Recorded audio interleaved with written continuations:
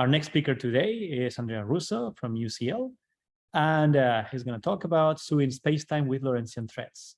Andrea, whenever you want, the floor is yours. Thank you very much, Eduardo, and thank everybody for being here. I'm Andrea Russo. I'm a PhD at UCL with Jonathan Oppenheim, and today I'm gonna talk to you about my work, which is based on the collaboration with Juan Pedraza, Andy Vesco, and Zach Davis. So I wanted to start by a very general idea of optimization. So we know that optimization can be defined in a general way as the task of performing an operation as efficiently as possible given some set of resources. And so we see that optimization has many different forms that it takes. So for example, in nature, it takes the form of the least action principle. And so in this sense, nature picks the optimal dynamics for its own evolution. But optimization also appears in computer science through what is known as program optimization. And in computer science, it is the process of improving an algorithm such that it executes in fewer steps or uses fewer resources. And so it is natural to wonder what application does it has on quantum mechanics. And indeed, in quantum mechanics, program optimization in particular has the natural form of computational quantum complexity. And so if we are given an initial quantum state and a finite set of unitary operations, then quantum computational complexity is defined as the minimum number of gates needed to construct a unitary operator that maps our initial state to a defined target state. And so in this sense, we can think of complexity as preparing the state at a time t from a reference state that we are given. And so, given that optimization is such a ubiquitous concept, we do expect it to apply to theories of quantum gravity in general. And similar lines of thinking have been proposed already.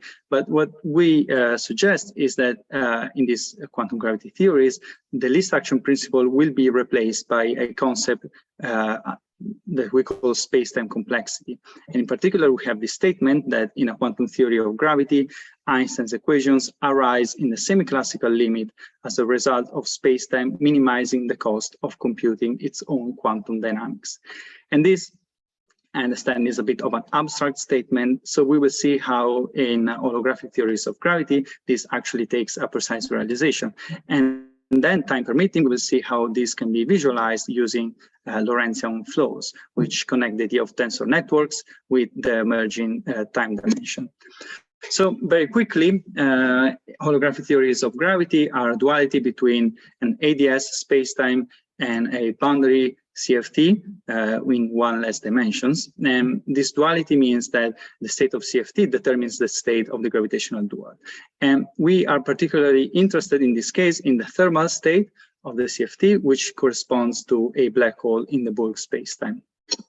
So how does complexity enter this picture? Well, if we take this thermal state and we purify it by entangling the CFT with a copy of itself, we arrive at what is called a thermofield double state, which classical dual is a wormhole connecting to ADS spacetime. So if we do purely classical Boole calculations, we see that the wormhole does grow with time, but we expect a dual quantity to describe this growth in the field theory. And a natural quantity that can describe this is the computational quantum complexity of the time evolution boundary operator. And this is known as the complexity equals volume conjecture. Now, this is a conjecture, and the way in which complexity is defined in this case is a bit general. So what we used is ideas from Bellin and its collaborators, in which we exploit the fact that we can prepare CFT states with a path integral with the insertion of complex sources. And in particular, we're looking to construct CFT states with a semi-classical bulk dual. And these sources, which define the states that will be created, themselves live on a space, which is called the space of sources. And there's a natural idea of complexity that can be defined in the space of sources that comes from Nielsen geometrical complexity. So in a sense, imagine a path between two sources that describe two different CFT states. The relative complexity between two boundary states is then the minimal distance between their sources. And so we see how optimizations, again, enters in the picture and defines a natural definition of complexity for CFT states. And so in our work, what we did is assuming this notion of complexity and performing a particular kind of deformation in the space of sources, we can state this very powerful claim that if the first law of complexity holds, then Einstein equations are required to hold in the bulk. What does that mean? It means that if a change in complexity, but by a deformation of these sources corresponds to a change in the volume, then Einstein's equations are required to be obeyed. And this is possible because there's a duality between the symplectic structure of the boundary and of the bulk theories. And so we can actually visualize how this happens. We have a nice picture of this. And we can also connect this to tensor networks. And for those who are not familiar with it, tensor networks are a visual way of representing tensor as geometric objects. And in particular, there are some tensor networks called MIRA, which are perfect to describe slices of ADS spacetimes because they can represent the conformal symmetry and reproduce the entanglement structure of ADS CFT. And so how is this connected? Well, some time ago, Hedrick and Hubeny managed to prove that it is possible to construct a divergence-less, norm-bounded, time-like vector field that goes through the space-time. And when this norm is saturated, so it's a lower bound, when this norm is saturated, then this vector field individuate Cauchy slice of maximal volume. What we have done is we have formalized the connection with complexity, and in particular, we've called this Lorentzian threads. And then we have the holographic complexity is then the minimum number of threads that connects specific region with their complement. And these flows are very useful because they can be explicitly constructed and used to prove properties of complexity and visualize the second law of complexity.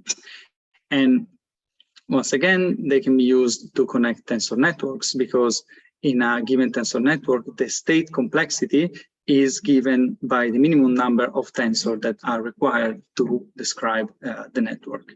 And so as tensor networks can be thought as a discretization of the ADS space, then upon discretizing these Lorentzian threads, we can think of them as gate lines such that complexity becomes the minimal number of threads that is necessary to prepare the state.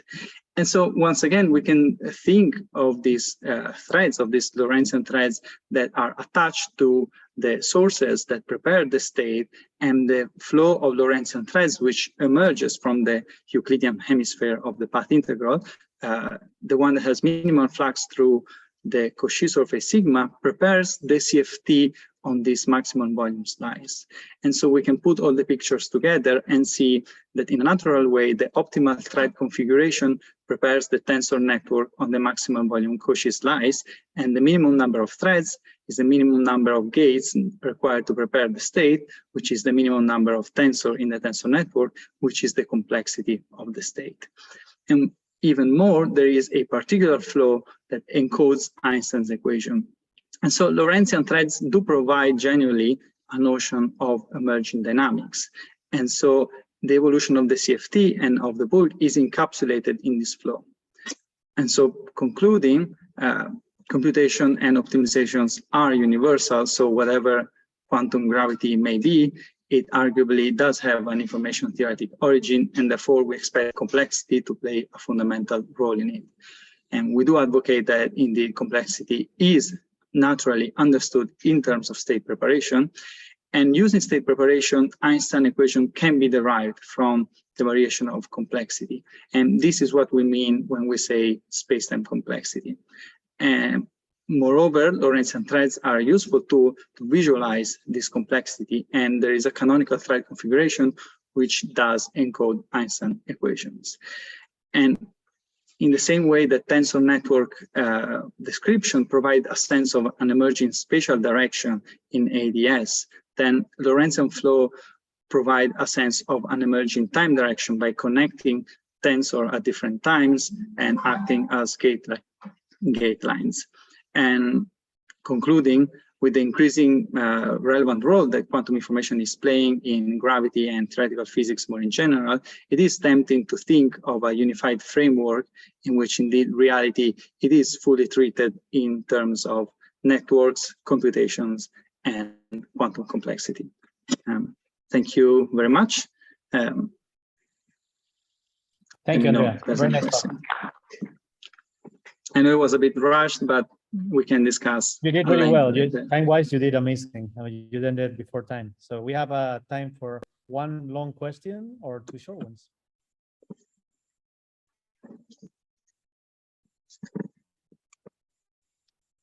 All right. Maybe just I can ask a quick one. Oh, no, Faye, go ahead, please.